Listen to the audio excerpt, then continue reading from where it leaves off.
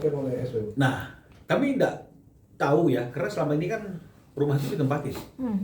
Ya, karena itu kan rumah sesuai dengan apa yang diidam-idamkan, kan begitulah kira-kira intinya ya.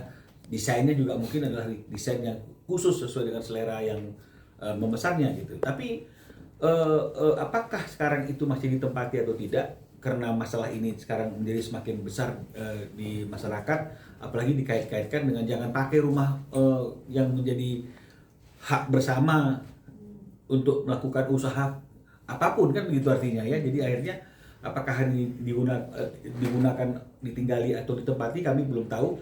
Hanya saja memang beberapa hari yang lalu ya, di akhir minggu lalu itu kami mendapatkan kabar burung ya dari klien kami juga yang juga mendapatkan kabar burung bahwa rumah itu sudah mulai dikosongkan, mulai ditinggalkan, dan mereka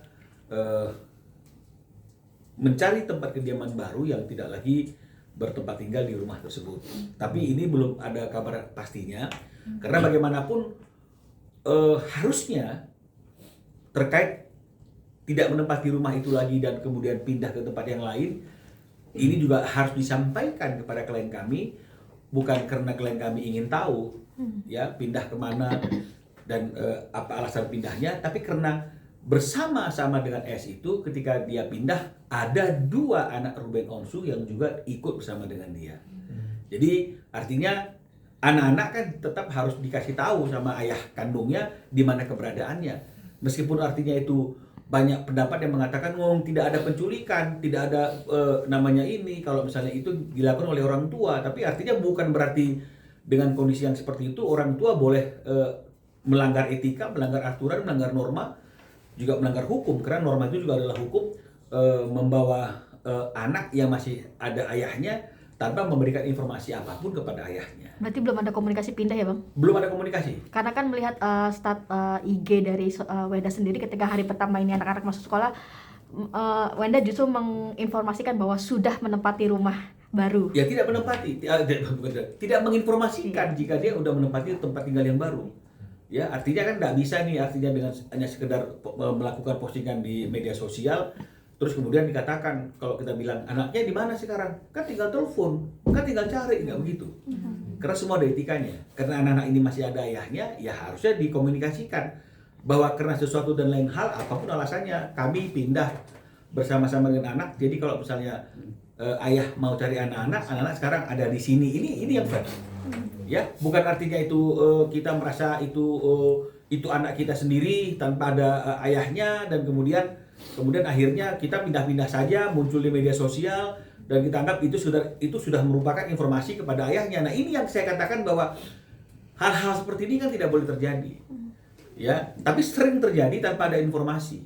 Ya, artinya itu ini berkaitan dengan masalah anak-anak ya. Nah, jadi biaya pendidikan anak-anak, kebutuhan anak-anak ini juga nggak pernah didiskusikan, termasuk hal-hal yang seperti kami sampaikan kemarin, hal-hal yang berkaitan dengan masa sekolah, graduation anak-anak, ini nggak pernah dilibatkan. Ulang tahun anak-anak nggak pernah dilibatkan, sekedar pemberitahuan. Nah, jadi tidak bisa seperti itu, karena bagaimanapun anak-anak ini bukanlah anak-anak ibunya saja, tapi dia juga adalah anak-anak ayahnya. Tidak ada mantan ayah tadi itu.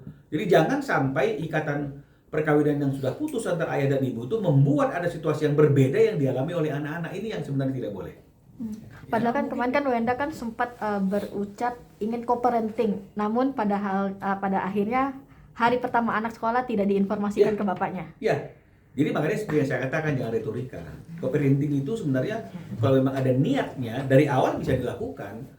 Tapi kan ini hanya sekedar ucapan saja. Makanya saya katakan 1000 ucapan baik dan bijaksana tanpa ada satu perbuatan semuanya sia-sia. Nah, contohnya ya seperti sekarang ini kita lihat sendiri kan, bahwa di hari pertama aja pun ayahnya tidak dilibatkan. Ya, harusnya tidak ada salahnya kan. Artinya untuk mengantar anaknya di hari pertama sekolah hari ini setelah liburan bersama-sama, ya nggak ada masalah. Kan ini kan bicara mengenai masalah anak. Banyak orang tua yang sudah berpisah, tapi ketika berkaitan dengan masalah anak mereka bersama-sama. Tapi ini tidak pernah terjadi selama ini. Jadi bukan kita melebihi, bukan kita membesar-besarkan. Memang situasinya seperti itu. Ya, selalu yang salah adalah Ruben. Ya, jadi termasuk masalah rumah tadi itu juga. Artinya kan sudah patut diduga ada kebohongan. Ya, ketika dikatakan itu jerih payah, tapi kan faktanya seperti ini. Ya, jadi ini sebenarnya nggak mau kami sampaikan ke publik gitu ya. Tapi ketika mereka sudah mulai, bahkan bukan mulai, dari awal sudah bicara tentang hal ini terus. Ya, podcast kemana-mana bicara tentang rumah itu adalah suatu perjuangan kan begitu. Jadi artinya mau tidak mau kami harus mengklarifikasi semua informasi yang ada tersebut. Bang, mungkin pihak Ruben sendiri udah mengetahui bahwa pihak SW sama anak-anak udah ngosongin rumah tuh udah berapa lama, Bang? Saya baru ketemu sama Ruben akhir minggu kemarin ya, untuk evaluasi, untuk diskusi. Di situ baru ada info dari timnya Ruben itu ke Ruben bahwa rumah itu sudah mulai dikosongkan dan anak-anak beserta dia sudah tidak bertempat tinggal di situ. Nah, jadi saya juga mendengar informasi itu bersamaan dengan Ruben mendengar informasi tersebut. Nah, makanya seperti yang tadi saya katakan, harusnya kan tidak seperti itu. Kenapa? Karena ada anak-anak yang Ruben di situ. Itu kan bukan anak-anaknya saja.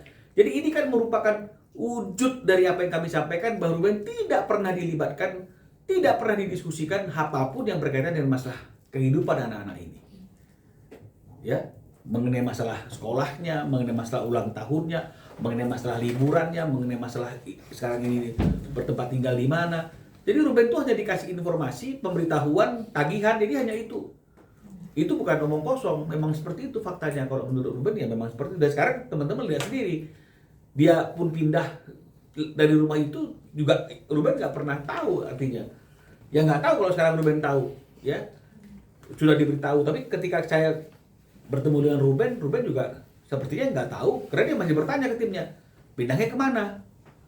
Artinya kan dia nggak tahu. Oh mungkin pindahnya ke sini, gitu. Oh nggak mungkin ke situ, gitu misalnya. Jadi artinya kan dia nggak tahu. Harusnya kan ngomong dong. Ya ini kami pindah ya, anak-anak saya bawa ke pindah ke sini. Kan enaknya seperti itu. Nanti kalau dibilang kami nggak tahu di mana keberadaan anak-anak, kok kami semakin dijauhkan dari anak-anak, mereka ngomong, kan tinggal telepon. Kan begitu, netizen tinggal ngomong, tinggal datang, tinggal temuin. Nah ini dia. Tinggal ngomong, gampang kan begitu, pelaksanaannya susah kan begitu. Jadi ini yang kita harus melihat masalah itu secara proporsional. Ada yang lain? Cukup.